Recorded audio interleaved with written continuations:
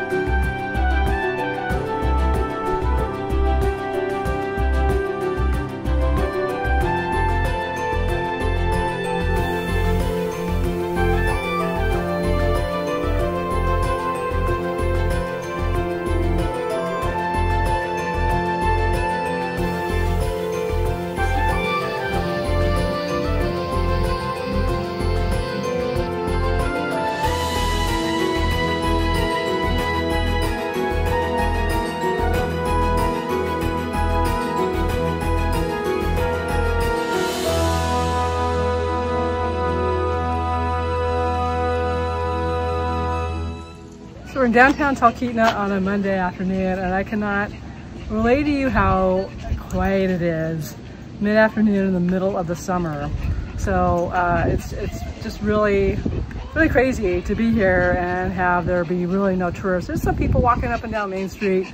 It's a nice day, but they're Alaskans. They probably come up from Anchorage or Wasilla. A lot of them are, you know, still have vacations and can't travel right now. So they're being tourists in their own state.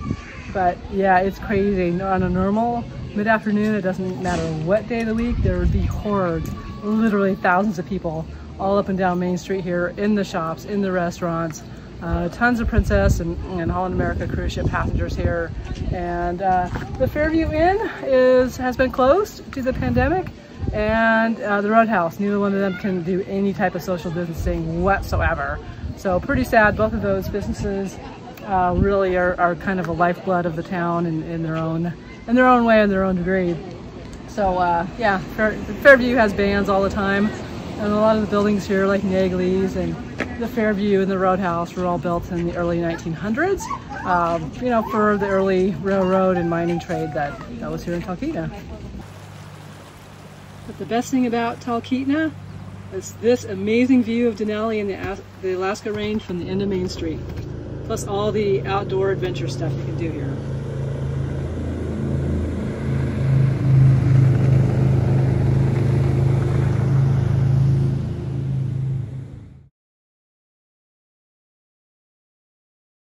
We're actually going to mill up.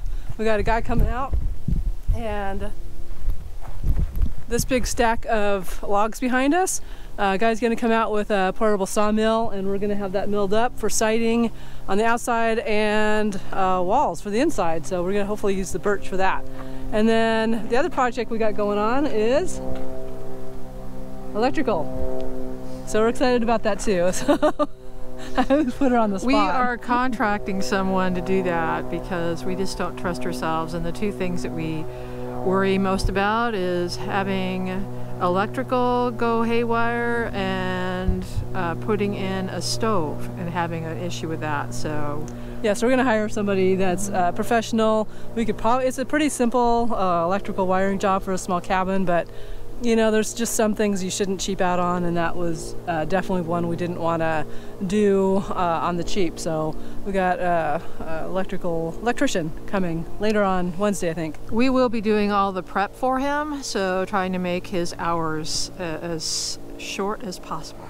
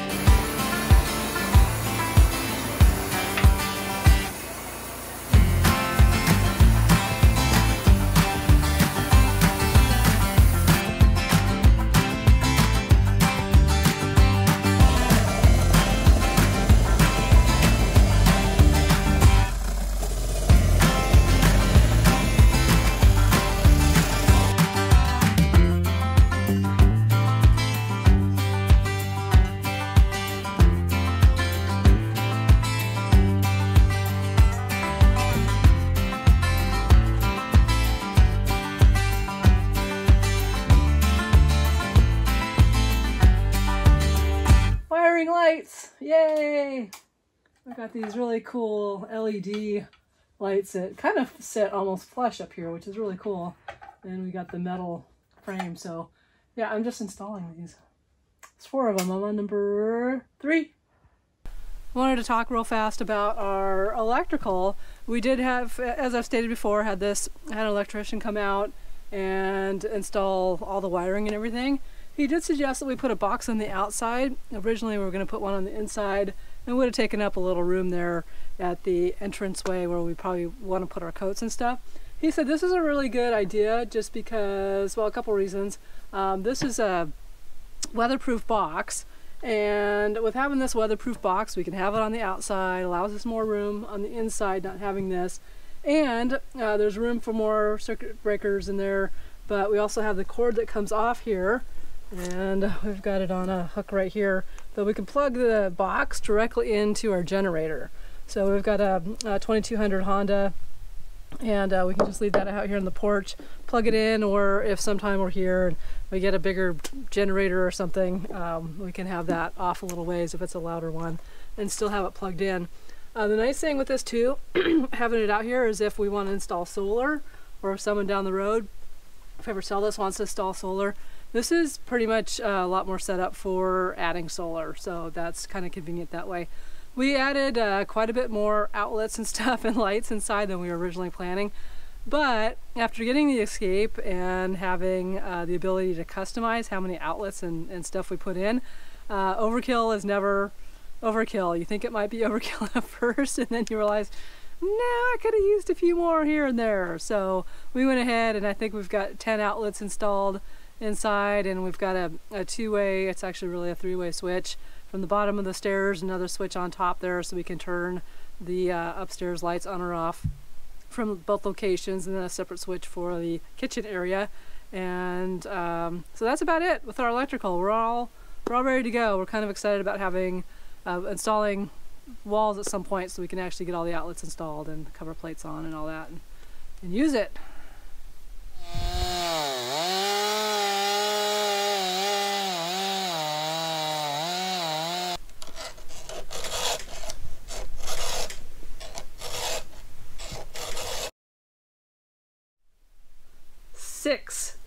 Six chainsaw chains, and I was taking them to the hardware store to get professionally sharpened because they do a really good job, but we really want to get this project done and they're closed today, so I bought a little sharpener myself.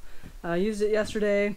It works pretty good. It's not as good as having them do it because they've got a machine and all that does it, but yeah, it works pretty good, and we're so close to getting our log pile. We've got like 6 big logs left to cut up. Whew, at that big pile, we're down to the bottom layer. So excited.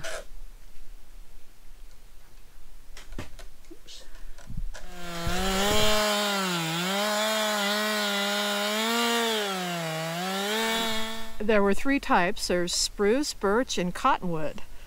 And our intent was to take the larger of these and mill them, which we've done, and the stuff that remains we're cutting up for firewood.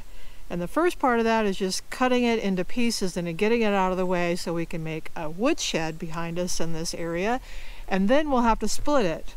So the biggest work is just getting through all of these logs. So we had a huge stack. So even after we milled up all that stuff right there, we still had a massive pile of logs. So we've been working for days and days on getting the logs cut up into 12 to 16 inch pieces for a wood stove, and then getting them off to the side so that we can build a woodshed right on that spot. So it was good incentive to get that. We're excited because we're done today.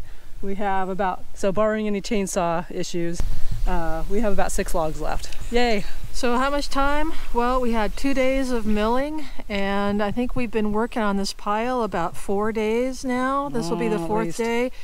Part of that is that we just, get through chains and we have to go get them sharpened or whatever, but other times, I mean, 4 to 6 hours lifting and carrying and sawing. She's a badass, by the way. She's going to be 62 in September, and I've been doing all the chain sawing, but Rhonda here, the badass, has been carrying all these logs and putting them in these two piles behind us. I don't know a lot of I don't know what some of them weigh. Some of them are pretty darn heavy. I could barely lift them, but badass.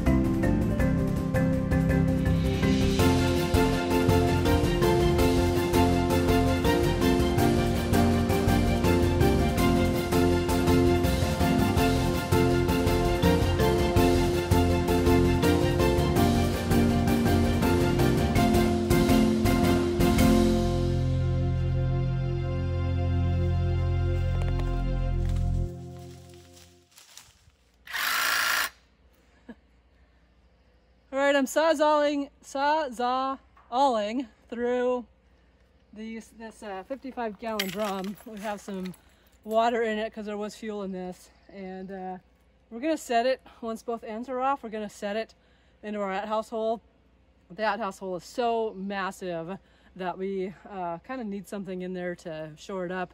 And then when Sam comes to do some dirt work for us here, we're going to have him fill in that hole a little bit because it's massive. And I don't need a 4-foot by 4-foot outhouse. Anyway, maybe Rhonda does, but I don't.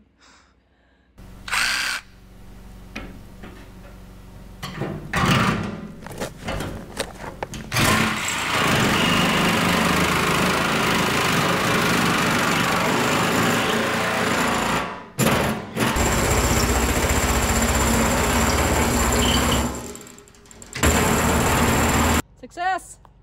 Well, one side anyway. Woo! A charged up battery always helps.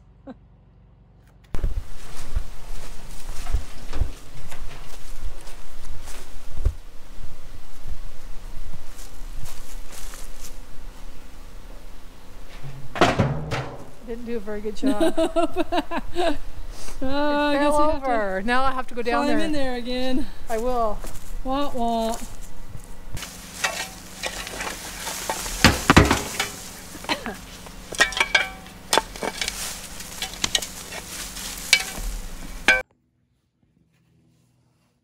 What are you doing?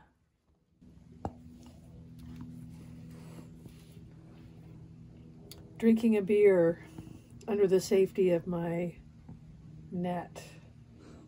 Alaska style.